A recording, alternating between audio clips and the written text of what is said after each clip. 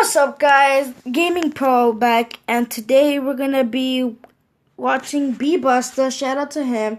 We're gonna put 3 shocking social media stories, and I hope you guys enjoyed and try not to get scared. This is the last freaking ad that was on the last time, so go make sure to go check out the other video. And today we're gonna be watching be.busta. I'll see you guys in a bit. I'm just kidding. Shout out to him.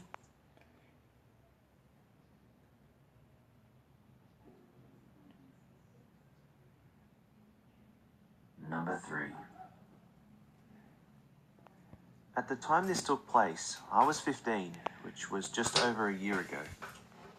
I did some volunteering at a school for special needs, where my nan works. I should point out, the aim of this school is to make the student independent and to teach them how to live with their disabilities, so that they can go on with life without needing to rely on others to look after them. When I was there, I had a great time. I supported loads of young people struggling with special needs, and heaps of them had a little crush on me, giving me little love letters and innocent things like that. I heard that a boy, exactly the same age as me, had a crush on me. It didn't shock me, as he wasn't the only one, and I was popular amongst the students there. He had no physical disabilities though, only learning and social difficulties. On my last day, this boy approached me and said, "We have the same birthday." At first I was like, oh, that's cool. But then it occurred to me, how did he know that? Later that day, I asked my nan if she told him, which she replied with, no, I've never taught him and I don't even know his birthday anyway. As I said, it was my last day, so I forgot about it. A few weeks later, my nan rang me and said that a boy named Alex had given me a little card. When I received it and opened it, I could barely read the handwriting, so with the help of a few friends, we worked out what it said. It said something along the lines of, "To Ella, I really like you, and I know we haven't been talking much, but if you want to reply to this message, just add me on Facebook, Twitter, or Instagram, and we can talk there. My accounts are gaming accounts, and I have a YouTube gaming channel." I was curious, and I looked through his accounts, but didn't follow him. They did seem legitimate though. Around a month later, I had an extended school break, so I decided to volunteer at the school again to improve my CV. While I was there, he asked me for my social media accounts, which I politely refused to tell him. But that didn't stop him. The evening of my last day of volunteering, he followed me on Twitter, Instagram, and added me on Facebook. I declined his request on Instagram and Facebook, but my Twitter account wasn't private. I was really pissed off that he found them, but also confused how he shouldn't have known my last name. It's different to my nan's last name, and my Twitter username only had my first name in it since it was music related. That's a weird face. I blocked his Twitter account, but he made more and more accounts no matter how many I blocked. He wouldn't stop tweeting me stupid things about how much he was in love with me. Eventually, I just gave up. He was disabled and probably didn't understand why what he was doing wasn't right. But then again, he hadn't been taught how to be independent and learn from what's right and wrong. But I gave him the benefit of the doubt. This continued for months. I was in the habit of ignoring all of his tweets to me, but then he tweeted me something that made my heart stop. It was my home address. That's when things got even weirder. Somehow, he managed to hack my account, and he started tweeting things about how Alex and I are relationship goals. So with the help of Twitter, he didn't have access to the account anymore. I took this opportunity to report his account, but nothing was done. I read through the tweets too, and he wrote weird things about how we met up and went on dates and how he wanted to propose to me. I was getting really creeped out by this stage. I knew that no matter what I did, it would be overlooked because he was disabled. Besides, he hadn't done anything threatening, really. One day, my boyfriend and I came home from school to start revising for GCSEs. Everything was normal for a while.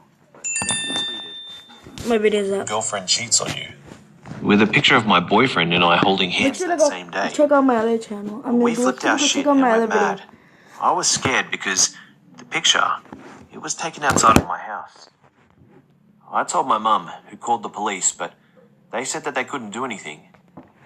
My boyfriend left at around 8 o'clock, and his mum was picking him up so he could get home safely. I asked for a text when he got home, so I was sure that he was home safe. He phoned me an hour later, though. I asked him, "What took you so long for you to text me?" In which he replied, very calmly, "Ella, Alex attacked me, and my mum. We're both okay, but I'm in hospital because he knocked me out. Don't worry too much about me. I'm honestly fine. But just tell your parents what happened and stay safe. The police are involved too." Before I could say anything, he hung up. I did exactly what he said. The police turned up, asked questions, and started investigating. My school was contacted, and I wasn't allowed to be on my own anymore. My mum had to pick me up 10 minutes before the end of the day, just in case he approaches me when it's busy. Oh, if you guys notice, this thing is The next day forever. went by. My boyfriend sent me updates, and he was okay. I wasn't left alone, and I forgot about it for the majority of the school day. Following the instructions the police told me, I was sent home 10 minutes earlier, and I arrived home. I went to my room to revise, but before I did this, I rang my boyfriend to make sure he was okay. He was allowed to go home from the hospital since there wasn't much damage. He just had to take it easy. I felt really guilty for the accident, so I invited him around. While I waited, I did some more revision. Then, about an hour later, I heard my mum answer the door. I left my room, and, to my complete horror, he was standing in my hallway. He ran at me and pinned me up against the wall. He was surprisingly strong, and then he whispered, "We can run away now, or I'll kill everyone you love, until I'm the only one left." He was then pulled off of me by my boyfriend, who put up a very good fight, and meanwhile, my mum called the police. He eventually was arrested, but didn't go to prison because of his age and disability. I was then informed about what he thought. He thought we were in love, and the reason why we weren't together is because my nan wouldn't allow the relationship. He kept notebooks about me, writing about our dates and how we were going to run away together. He had a detailed plan about how he would kidnap me and then we could live together. He actually rented out a motel using his mum's credit card too. The police didn't go into too much detail, but did mention that he was obsessed and everything he did, I was somehow impacted by it. I've been to therapy because of this, but I'm okay. I've never gone into depth about this story, and I'm so happy I have now. It feels like a massive weight has been lifted off of me. But it's taught me a valuable lesson, to always block and report creeps on social media, no matter how many accounts they create.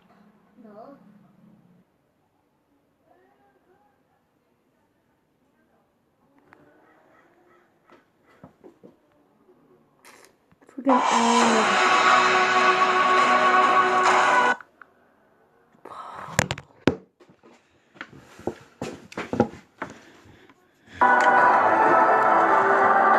double chin. Number 2. Information, as well that I was new to the app, hoping people wouldn't be so rude to me.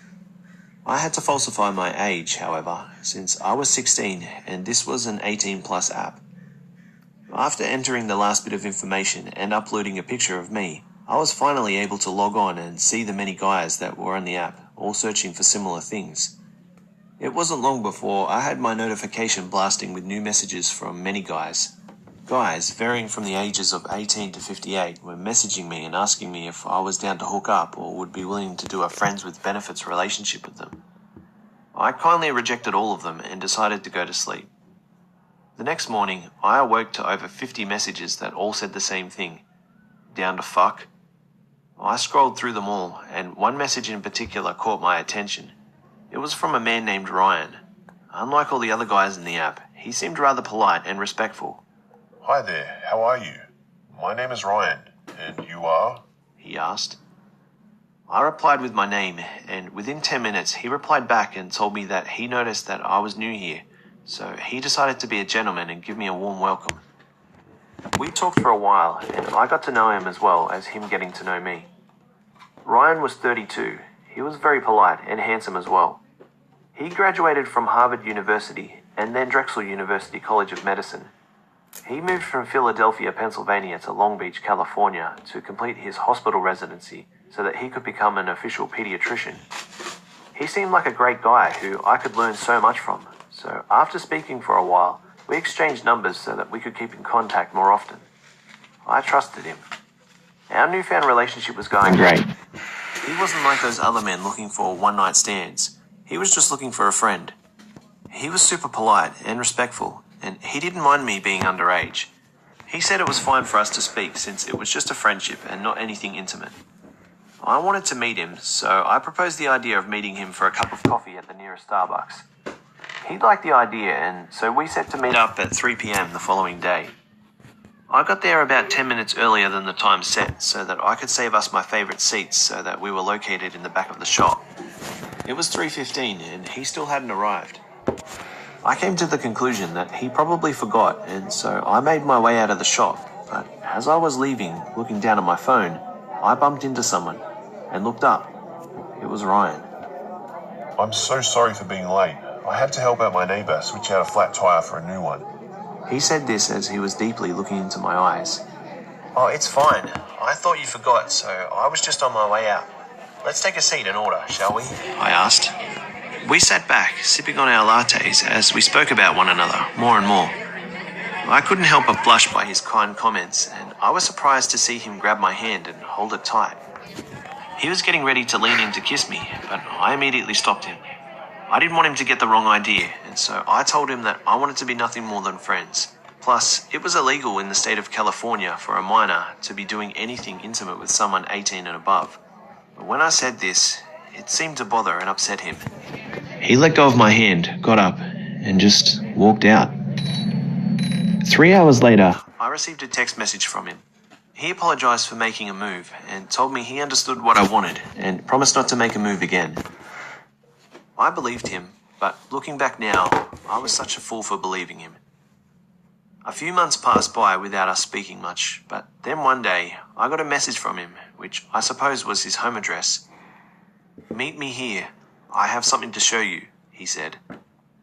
It seemed rather odd that out of nowhere he wanted to meet.